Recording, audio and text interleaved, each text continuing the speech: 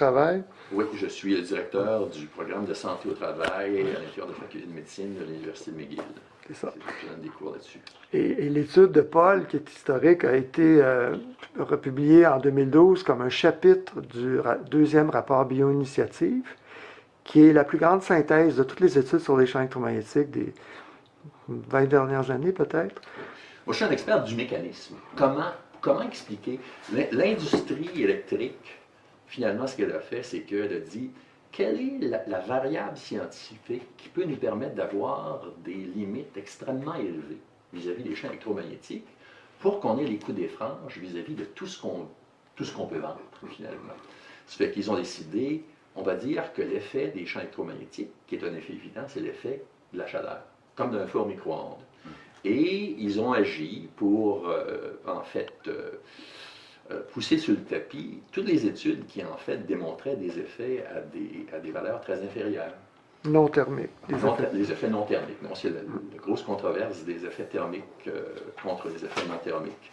Et ces effets-là sont la conséquence. La conséquence qu'on a, c'est qu'on a des gens électrosensibles, mais qu'on a probablement également des impacts sur la santé pour lesquels le système de santé paye à l'heure actuelle, mais qui ne sont pas comptabilisés. En d'autres termes, ce n'est pas l'impact sur la santé qui est important dans un certain sens, c'est est-ce que cet impact-là est vu? Il est vu par les victimes électrosensibles, mais par la population générale, c'est un dérèglement métabolique général qui augmente le cancer, qui augmente le diabète, mais qui n'est pas facile à détecter du point de vue épidémiologique. Voilà. Est-ce que ça ressemble à des choses que vous avez vues par le passé, Dr. Turcotte? Ben oui, ben, c'est-à-dire que dans notre métier, c'est lui qui a fait la première mesure d'exposition aux champs électromagnétiques dans une population de travailleurs très exposés, des monteurs de ligne du Québec. Et jusqu'à un certain point, les normales d'exposition sont fondées sur ces travaux. Mais c'est très, très facile de faire dire n'importe quoi à un scientifique. Je veux dire, votre collègue Corbett, McDonald, on a longtemps, puis on continue, de tenter de faire croire au monde que Corbett a montré que l'exposition à l'amiante, à la chrysotile, c'est insignifiant. C'est pas vrai. Et c'est pas vrai, puis je veux dire, de fait, ce que Corbett a montré, c'est que compte tenu de ce qu'étaient les niveaux d'exposition en milieu de travail depuis qu'on était moins cochon, si vous voulez, qu'on était plus sensible à l'entretien domestique, qu'on deviendrait probablement incapable de mesurer des nouveaux risques. Parce qu'en santé au travail, une contrainte qu'on a, c'est que quand l'exposition baisse, on ne peut pas multiplier le nombre d'exposés à volonté. Je veux dire, c'est pas nous qui contrôlons ça. Donc, ce que Corbett avait montré aux travailleurs, c'était les limites des méthodes épidémiologiques.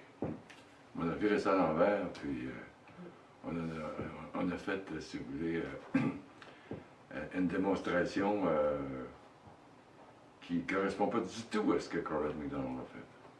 Puis on a réussi à le faire passer pour un pseudo-savant, alors que c'était un des grands épidémiologues des problèmes de santé au travail. Et il ne faudrait pas répéter cette niaiserie-là. Mais vous savez, c'est très fréquent que des chercheurs voient leur vie transformée en calvaire par une de leurs découvertes. Pensez à ce qui est arrivé à Einstein.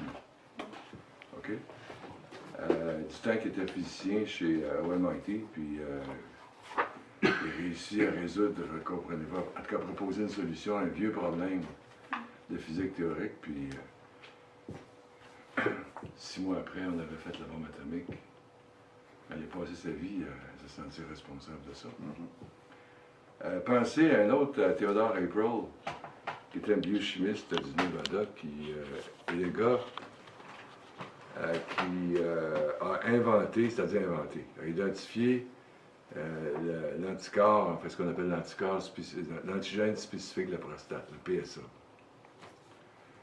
Puis du jour au lendemain, le PSA est devenu un instrument, si vous voulez, infligeant littéralement une tragédie de souffrance humaine à l'humanité. Et contre son gré, je veux dire, il s'est... Étant des chirurgies inutiles, vous voulez dire? Non, mais tout le dépistage du cancer de la prostate, c'est une abomination. Quand on va écrire l'histoire,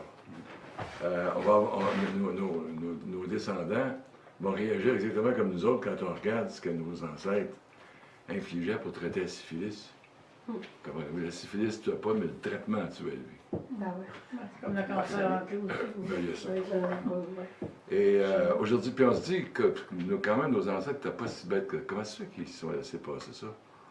Mais dans le cas du dépistage du cancer de la prostate, écoutez, c'est simple. C'est un dépistage qui viole 100% des règles qui sont censées être encadrées, respectées, pour qu'on ait le droit de le faire. 100%. Et ça donne des résultats comme dans le dernier quart du 20e siècle, entre 1975 et 2000, il y a pratiquement 3,5 millions d'Américains qui sont devenus des cancéreux de la prostate. Ben, tout ce monde-là s'est fait traiter. Pensez-y, là. 26% ne contrôlent plus leur vessie. En passant, toute cette souffrance-là, aucun impact sur la réduction de la mortalité. Aucun impact. Mais, impact terrible sur la destruction de qualité de vie. Et puis, de fait, il y a des gens qu'on a dû opérer 2 fois, puis à qui on a dû aussi proposer la radiothérapie. Mais quand on a fini la radiothérapie, 2 ans après la fin du traitement, il y a encore 30% des gens qui souffrent de sel impératif, de tourista. Alors, les gars, on peut vivre avec une couche, parce qu'on ne contrôle plus sa vessie, mais à condition que la couche ne sente pas trop fort. Puis il y a l'impuissance aussi. Oui, c'est ça, l'impuissance. Mais en plus de ça, il y a des choses qui sont fondamentales. On oublie que nous-mêmes, pour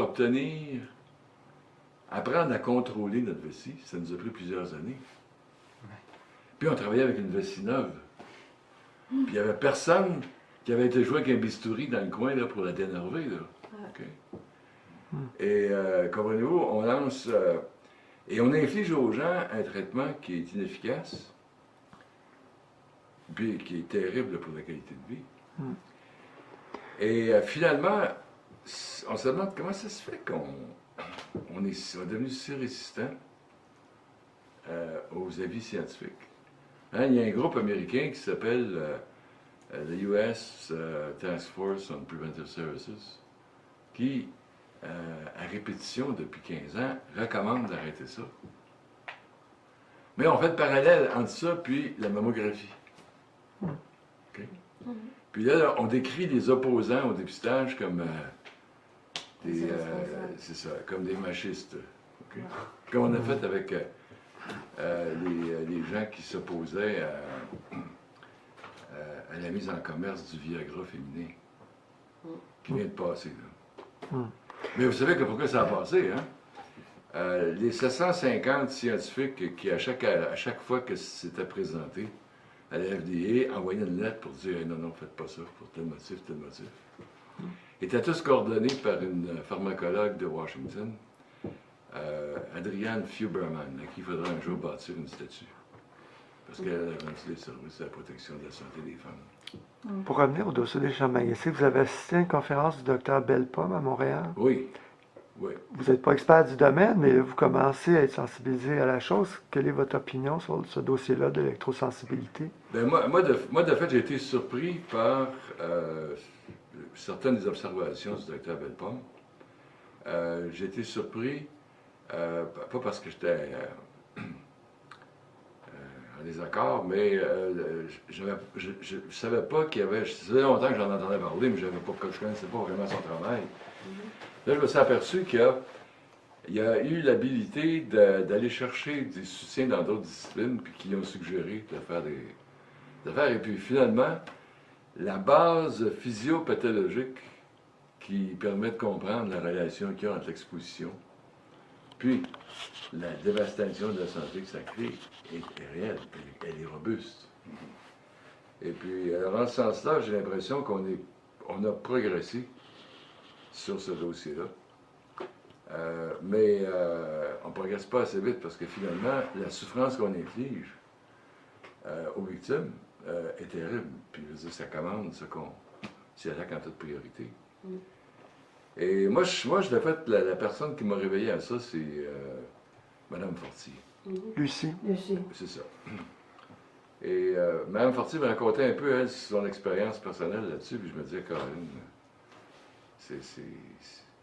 ça ressemble à d'autres modèles de souffrance qu'on a en médecine. Puis ça ne devrait pas être si difficile que ça, établir ça. Et la notion d'hypersensibilité est extrêmement redoutable parce que nos moyens de contrôler cette réaction-là sont limités. Okay? Et donc, à ce moment-là, il faut penser en termes d'élimination d'exposition, plus que n'importe quoi d'autre. Mais actuellement, là,